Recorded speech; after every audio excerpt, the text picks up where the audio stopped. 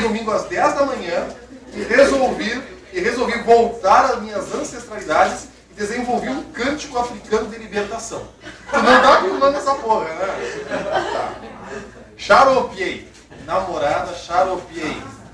A mãe, xaropiei o meu filho, xaropiei os vizinhos, tava fazendo churrasco lá com o meu cântico de adoração africano.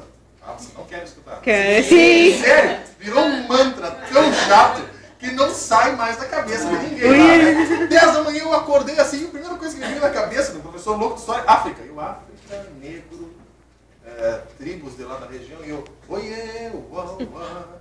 E aí a forma que eles falam, né? E eu fui pro banheiro, né? Dá uma cagada lá e escovar os dentes e eu, oiê, uau, uau, oiê, uau.